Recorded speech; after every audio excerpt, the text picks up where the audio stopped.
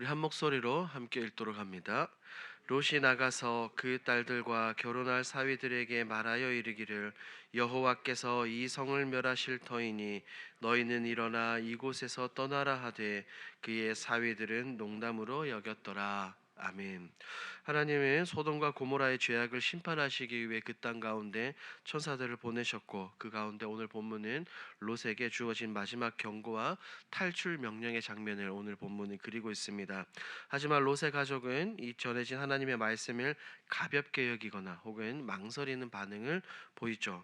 하지만 하나님은 긍휼로 그들을 억지로 이끌어내어 구원으로 하십니다. 오늘 본문이 무엇을 말하고자 하는지 함께 살펴보도록 합니다. 내용 관찰 1번입니다.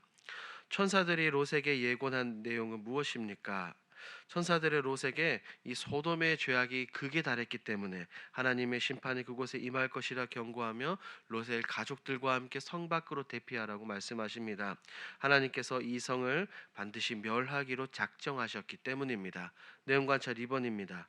롯으로부터 천사들의 경고를 들은 사위들은 어떤 태도를 보입니까?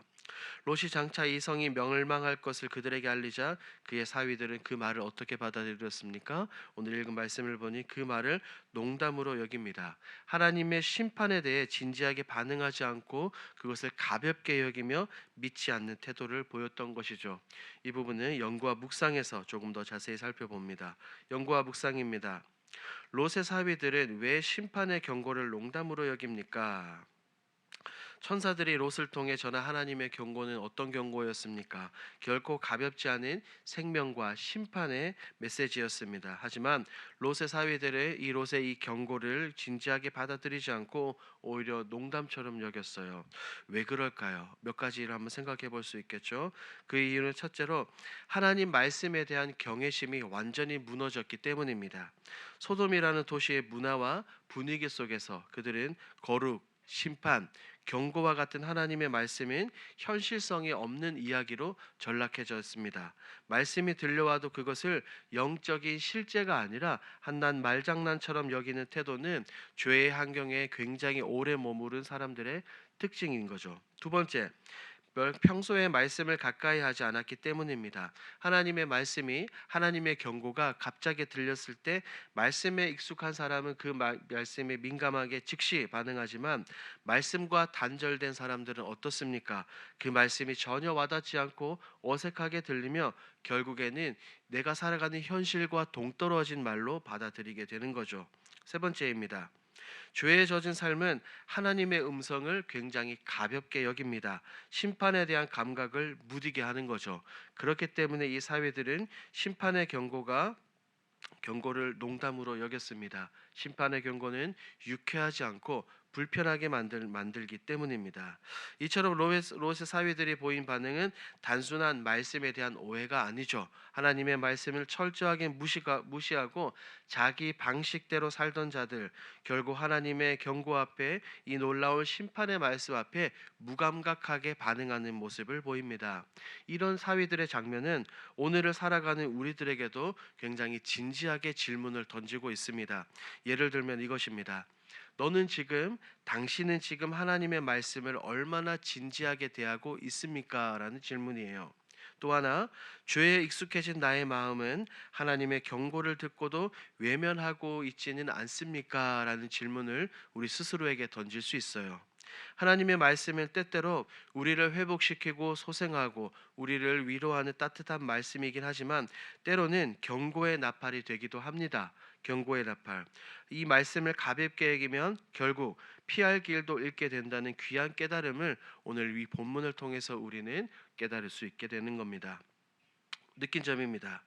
심판의 심각한 상황을 인지하지 못하는 롯의 사위들을 보면 무엇을 느낍니까? 심판이 지금 바로 코앞에 다가왔는데 롯의 사위들은 하나님의 경고를 농담처럼 여기며 전혀 위기 의식을 느끼지 않고 있죠.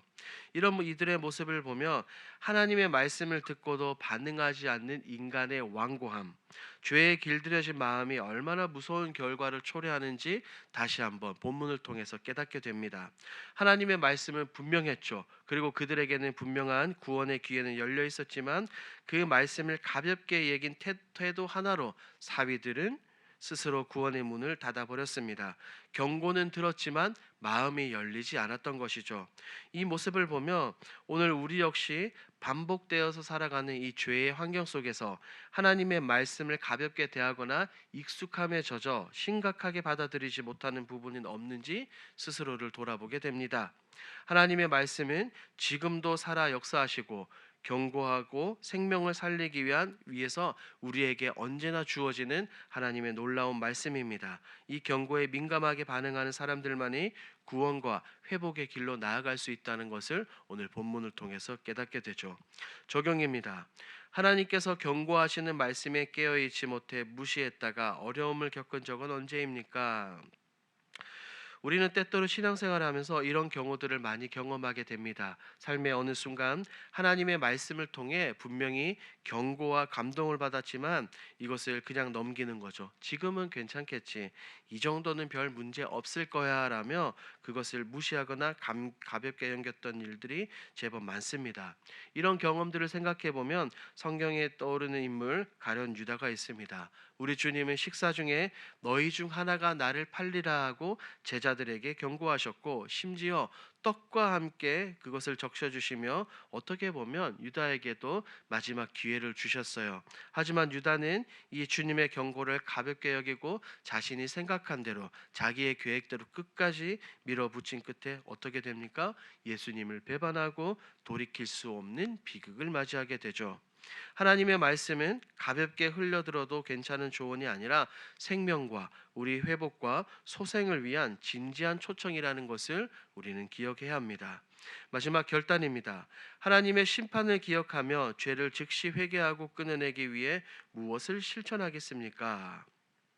오늘 말씀을 생각하며 다음과 같은 두 가지 정도로 우리가 결단해 보면 어떨까요? 첫 번째, 매일 밤 말씀 앞에 나의 죄를 점검하고 돌아보는 양심의 점검 기도를 드리는 것입니다. 우리가 잠자리에 들기 전 하루를 마치며 아무리 작은 죄라도 정직하게 하나님 앞에 고백하며 말씀 앞에 그것을 토해 놓는 것이죠. 하나님의 말씀과 경고를 가볍게 여기지 않고 즉시 그 말씀을 통하여 회개하는 이 순종의 훈련을 하는 것입니다. 두 번째, 유혹의 자리를 미리 끊어내는 회피의 결단을 하는 것이죠. 반복적으로 우리를 넘어뜨리는 그 죄들이 있을 것입니다. 관계나 환경이 있다면 하나님의 말씀과 경고를 따라 미련 없이 그것들을 피하고 단절하고 끊어야 되는 거죠. 그러면서 회개에 합당한 열매를 맺는 삶을 우리가 살아가야 하는 것입니다. 때로는 이런 부분들이 어렵고 힘들겠지만 반드시 우리에게 주어진 이 죄의 문제들을 끊어내야 합니다. 그래서 우리가 힘써 노력해야 하는 것입니다. 오늘 하루 이 두 가지를 기억하시고 우리의 삶의 순례의 길 걸음 가운데 이것을 실천하시는 저와 여러분들이 되길 우리 주님의 이름으로 축복합니다. 아멘. 오늘 들은 말씀을 기억하며 함께 기도하도록 하겠습니다. 첫 번째입니다. 말씀을 통해 죄를 깨닫고 죄에서 멀어지게 하옵소서. 두 번째입니다. 하나님의 명령을 가볍게 여기지 않고 죄에 대한 심판과 구원의 손길을 주변에 담대히 전하게 하옵소서. 우리 6월 공동 기도 제목입니다. 성도들 간의 깊은 교제를 통해 치유와 회복이 일어나게 하옵소서. 한 사람도 소외되지 않고 모든 성도들이 풍성한 사랑을 경험하게 하옵소서. 이와 같은 공동 기도 제목으로 기도하시고 여러분들이 가지고 오신 개인 기도 제목으로 우리 자유롭게 기도하시다가 돌아가겠습니다. 우리 주여 힘차게 부르짖고 기도합니다. 주여